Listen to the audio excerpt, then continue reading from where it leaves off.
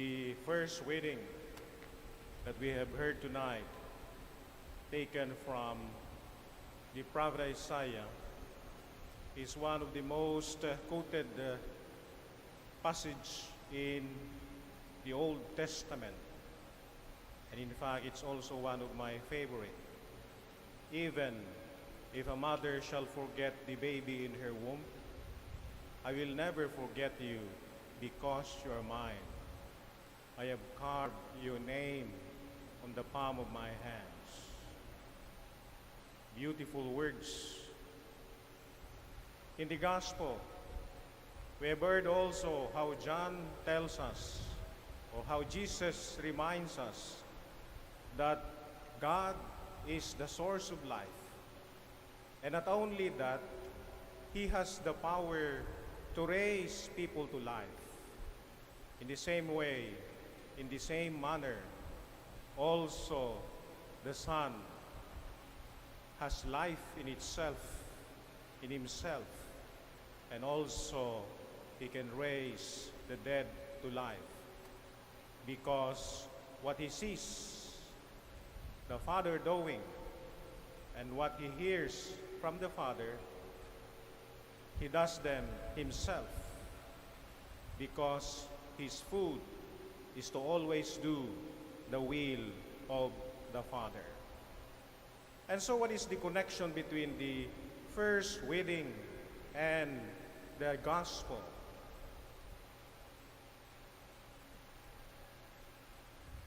Isaiah tells us that we belong to God. In other words, God is our source, our origin. He was the one who gave us life. And this is confirmed in the Gospel when John tells us that God is the source of life. But God is not only the source of life, but also He entrusted to the Son the power to judge. The power to judge means you have to give an accounting of the life that He has given you. It's very personal. You have to be answerable before God with the life that He has gifted you. Maybe a simple illustration will enlighten us. If you buy a simple gadget, you do not use it immediately after opening the package or the wrapping. You have to read the fine prints on how to use the gadget.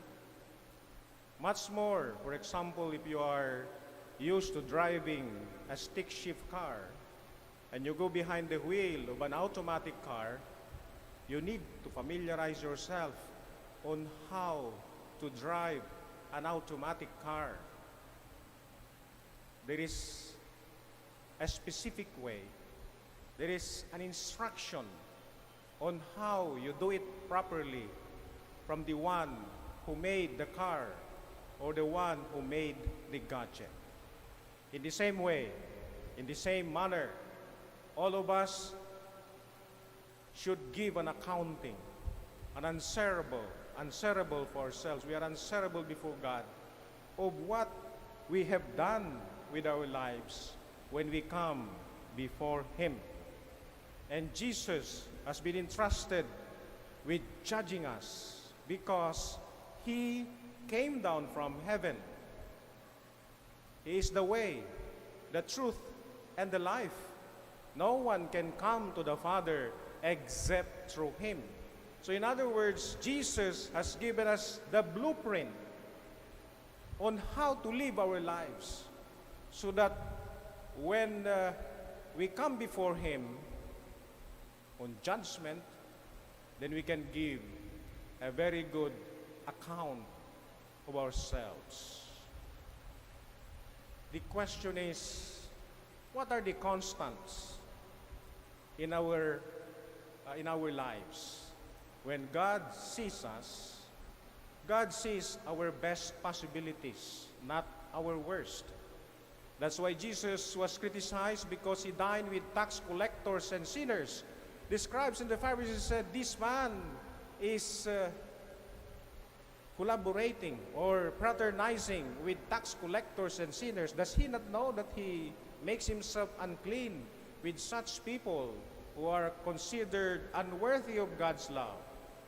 But Jesus was not looking at these tax collectors and prostitutes at their lowest moment, at their worst, but he was looking at them in their best possibilities, that they can change, that they could be better persons. When God looks at us, he looks at our best possibilities, the best that we can be. There is an interesting story about Albert Einstein. When he was young, coming from school as a grader, he handed a sealed letter to his mother. And the mother opened the letter. And Albert Einstein, the young Albert Einstein, was curious. What was the content of that letter? And the mother read the letter loudly. "Dear Mrs. Einstein, your son is very good. There is nothing more we can do for him. Maybe it would be better if you educate him at home yourself." Years after, when the mother of Albert Einstein died, and Albert himself was looking through her belongings, tucked among her belongings was that letter.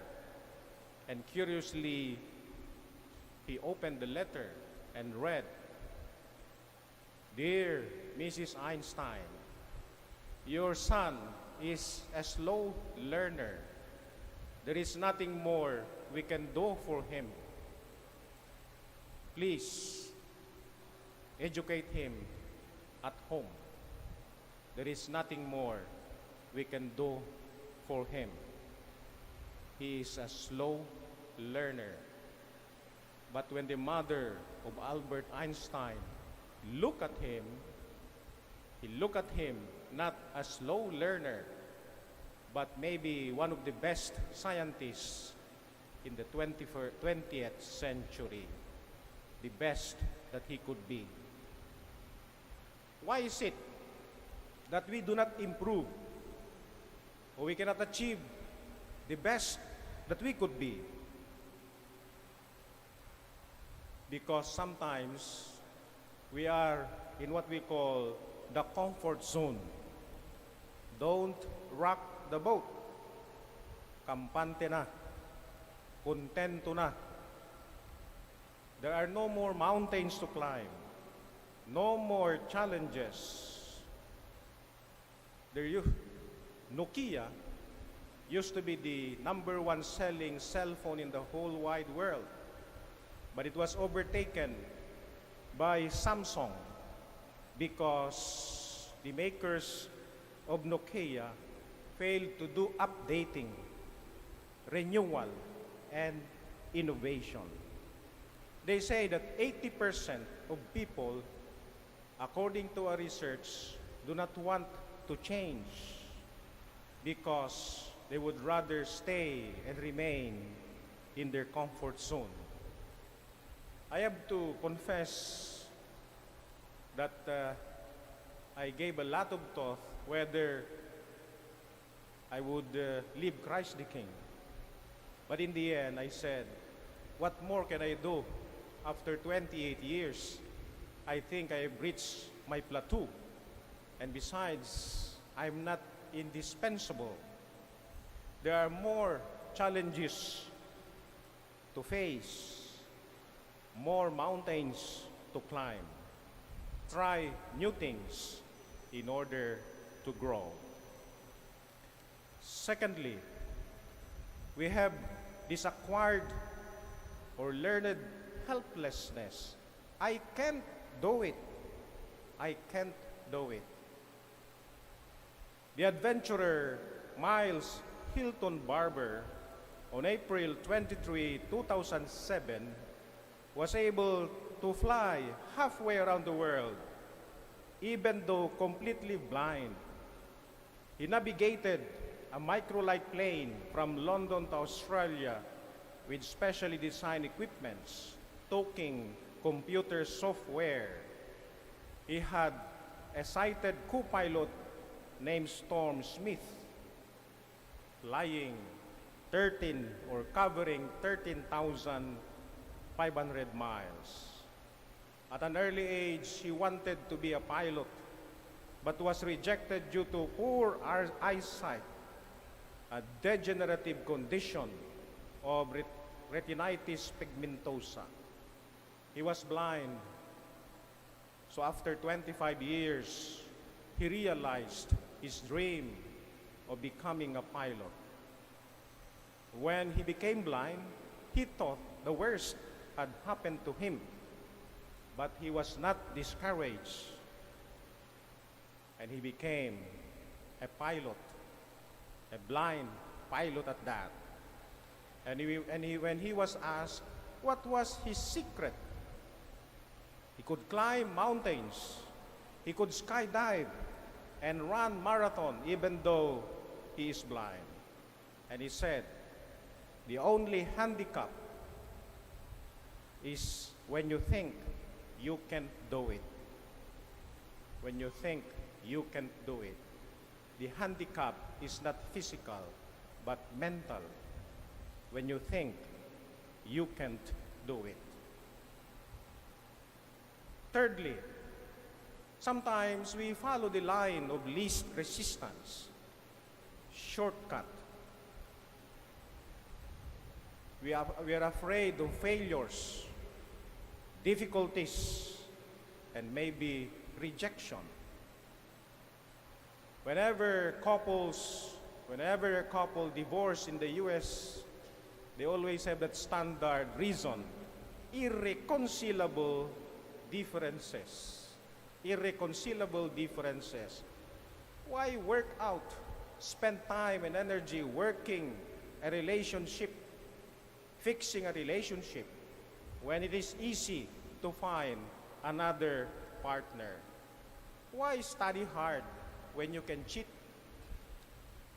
Maybe ask the computer to compose a philosophical essay for you. Shortcut. Yes, sometimes we follow the line of least resistance. We are afraid of failures. But anything worthwhile in this world is only attained through many sets sometimes of failures and difficulties and even rejection. Thomas Edison, the inventor of the incandescent light bulb, the phonograph, and the motion picture camera, had to face so many difficulties and failures when he was inventing the incandescent light bulb, looking for materials that would be able to withstand heat.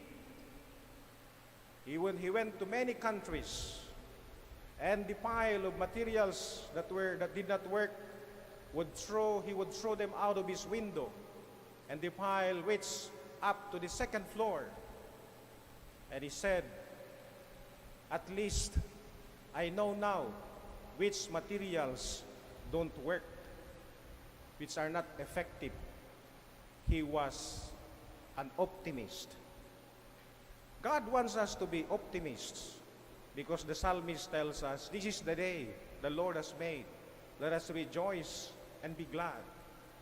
If you wake up in the morning and you say, this is going to be a difficult day, I will see again my worst professor who makes life difficult for me. I have to encounter again my superior who makes life hard for me. This is going to be a hard day. With your mental attitude, it's going to be a hard day because you have already set yourself, you have already conditioned yourself that this is going to be a hard day. So what is the difference between a pessimist and an optimist? When you're struggling with something hard, the optimist would say, I have to put more effort. The pessimist would say, I don't have what it takes. When you're confronted with mistakes, the pessimist would say, I'm a loser. I can seem to get anything right. But the optimist would say, what does this mistake teach me? How can I be better next time? When you are faced with criticism, or when you're the subject of criticism, the optimist would say, I consider it as an opportunity to improve. I go beyond the words and look at the intent of the message. How can I cut through the noise to find value in this feedback? The pessimist would take it as an attack on his identity, and he would say, if the person is saying so, it must be right. This criticism is a sign that I will never succeed. I must give up now. When one is confronted with a difficult decision, the optimist thinks big and believes in his decision. The pessimist questions his judgment, wallow in self-doubt instead of making his idea work. The optimist would say, I can make this idea successful. There is nothing to lose in trying. But the pessimist would say, this is going to fail. And he would not lift a finger to embark on a new adventure. You know, research shows that optimism enhances the quality of life.